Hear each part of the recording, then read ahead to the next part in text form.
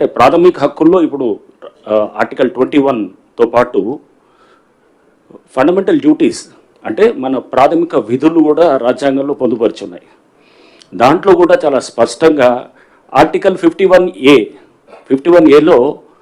మనకు రెండు ప్రొవిజన్స్ ఉంటాయన్నమాట. ఒకటి 51A జీలో ఏంటంటే దాంట్లో మన అందరం కూడా సిటిజన్స్ ఆఫ్ ద కంట్రీగా మన ఎన్వైరన్మెంట్ని అంటే మనం it is the duty of all the citizens to protect the environment అనేది చాలా స్పష్టంగా 51AGలో రాజ్యాంగంలో పొందుపరుచున్నాయి అన్నమాట.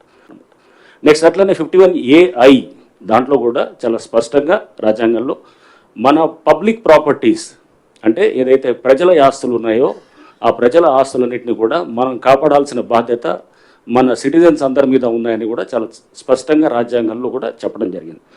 సో ఈ అన్నిట్లో కూడా ఈ క్రమంలో మీ అందరికీ తెలుసు హైడ్రా అనేది ఇది దీని యొక్క ఫంక్షన్స్లో ప్రధానంగా డిజాస్టర్ మేనేజ్మెంట్ ఒకటి ఉంటుంది, రెండోది అసెట్ ప్రొటెక్షన్ ఉంటుంది. డిజాస్టర్ మేనేజ్మెంట్ అసెట్ ప్రొటెక్షన్ రెండు కూడా దాన్ని వేరువేరుగా చూడాల్సిన అంశాలు కాదు, రెండు కూడా ఇంటర్లింక్డ్ కాన్సెప్ట్సే. అంటే డిజాస్టర్ మేనేజ్మెంట్ అంటే విపత్తు నిర్వహణ, నెక్స్ట్ అసెట్ ప్రొటెక్షన్ అంటే ఆస్తుల పరిరక్షణ. అంటే ఆస్తులు అంటే ప్రభుత్వ ఆస్తుల పరిరక్షణ. సో ప్రభుత్వ ఆస్తుల పరిరక్షణ అంటే కనుక మనందరిది అనమాట. ఒక చెరువు, ఒక నాలా, లేకపోతే ఒక పబ్లిక్ ల్యాండ్, అది గవర్నమెంట్ ల్యాండ్, ఆర్ ఒక పార్కు, ఆర్ లేఅవుట్లో ఓపెన్ స్పేసెస్ ఉంటాయి. ఆ లేఅవుట్లో ఓపెన్ స్పేస్ ఒక లైబ్రరీ కోసం, లేదా జిమ్ కోసం, లేదా ఒక క్లబ్ హౌస్ కోసం కేటాయించిన దాన్ని అసోసియేషన్ వాళ్ళు ఎవరో దాన్ని అమ్మటం చేస్తే కనుక దాన్ని కూడా పరిరక్షించే బాధ్యత కూడా హైడ్రాకి చాలా స్పష్టంగా ఇవ్వటం జరిగిందనమాట. ఇంతేకాకుండా ఇది మనకి అంటే ఇవన్నీ కూడా జీవోలో చాలా స్పష్టంగా మెన్షన్ చేయడం కూడా జరిగింది. దీన్ని మీ అందరికి కూడా ఇంతకుముందు పలు సందర్భాల్లో కూడా చెప్పడం కూడా జరిగింది. అయితే ఈ మధ్య అంటే మనం ఎందుకంటే ఈ సోషల్ మీడియాలో అంటే మెయిన్ స్ట్రీమ్ మీడియా ఎప్పుడు కూడా వాళ్ళ నుంచి పెద్ద సమస్య ఏమీ అనిపించలేదు కానీ బట్ సోషల్ మీడియాలో చాలా సందర్భాల్లో కూడా హైడ్రా పైన తీవ్ర వ్యతిరేకత, లేకపోతే హైడ్రా యొక్క దీన్ని అంటే చాలామంది హైడ్రా బాధితులు ఉన్నారు అని చెప్పేసి కూడా ఈ విధంగా కూడా మనం చూస్తూ ఉన్నాం అన్నమాట. హైడ్రా బాధితులు అంటే కనుక మనం చూడాల్సింది ఆల్బర్ట్ ఐన్స్టైన్ ఒక ఫేమస్ కొటేషన్ ఉంటుంది అనమాట.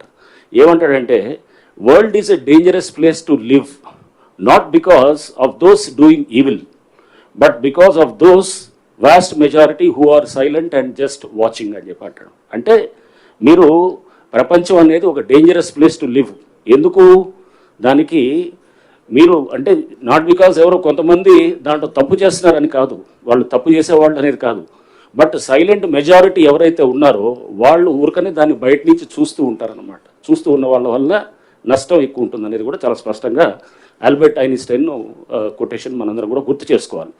రైట్, ఇప్పుడు దీంట్లో ఈ వ్యతిరేకత దీని గురించి మనం మాట్లాడుతున్నప్పుడు హైడ్రా మీ అందరూ చూశారు ఫస్ట్లో కొంత ఇంపార్టెంట్ స్ట్రక్చర్స్ని డిమాలిష్ చేయగానే ఇది ఉన్నది అంతర్జానికి చాలా బ్రహ్మాండంగా చేస్తున్నారన్నారు. 2-3 అంటే ఈ గతంలో జరిగినటువంటి 2-3 ఏదైతే కనుక డిమాలిషన్స్ ఏమైనా జరిగినప్పుడు దాని గురించి కొంత అంటే అడ్వర్స్గా రిపోర్ట్ చేయడం కూడా దీన్ని కూడా నేను ఒకసారి దాని మీద కూడా క్లారిటీ ఇవ్వదలుచుకున్నాను. సో కొన్ని స్ట్రక్చర్స్ మనం ఇంకోటి మీ అందరికీ కూడా మేము చెప్పాల్సింది, ప్రతి స్ట్రక్చర్ కూడా ఏదైతే కనుక అన్ఆథరైజ్డ్ అయితేనే దాన్ని డిమాలిష్ చేయడం జరిగింది.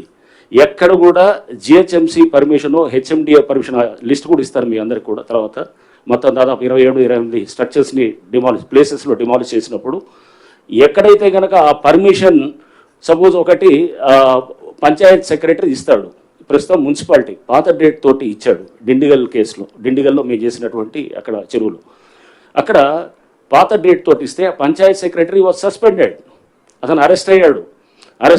తర్వాత దాని మీద ఆ డెవలపర్ ఎవరైతే బిల్డర్ ఉన్నారో ఆ బిల్డర్ మీద కూడా కేసు పెట్టడం జరిగింది.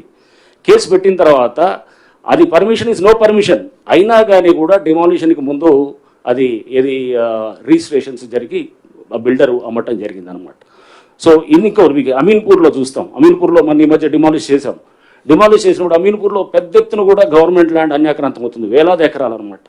ప్రతి వాళ్ళు వేరే సర్వే నెంబర్ తీసుకొని వచ్చేసి ఈ సర్వే నెంబర్ వీళ్ళు ఉన్న సర్వే నెంబర్ ఏమో వేరు ఉంటుంది, వేరే నెంబర్ ఏమో అదేదో ప్రైవేట్ ల్యాండ్ చూపిస్తారు, కట్టేదేమో ప్రభుత్వ ల్యాండ్. వేలాది ఎకరాలు అక్కడ మొత్తం అన్యాక్రాంతం ఆక్రమించుకోవడం జరుగుతుంది. అక్కడ స్థానికంగా పలుకుబడి ఉన్నవాళ్ళు అది అన్ని విధాలుగా కూడా దాన్ని సిస్టమ్స్ను మేనేజ్ చేసుకుంటూ చేస్తున్న దాంట్లో వాటిల్ని కూడా మేము డిమాలిష్ చేసాము. సో ఉదాహరణకి ఒక హాస్పిటల్, మన డిమాలిష్ చేసినటువంటి హాస్పిటల్ మీరు చూస్తే కనుక పోయిన సంవత్సరం అది ఆల్రెడీ ఒకసారి డిమాలిష్ అయిన తర్వాత ఫస్ట్ ఫ్లోర్ దాకా మళ్ళా కట్టడం మొదలెడితే స్లాబ్స్ అయినా ఆపకుండా మళ్ళీ మూడోసారి కూడా వాళ్ళు చేసినప్పుడు దానికి ఇది పవర్ కనెక్షన్, అది కరెంట్ కనెక్షన్ డిస్కనెక్ట్ చేయమని చెప్పి కూడా రాసిన తర్వాత వాళ్ళు కోర్టుకు వెళ్ళి మళ్ళీ తీసుకొని వచ్చేసి మొన్న డిమాలిష్ చేసామన్నమాట.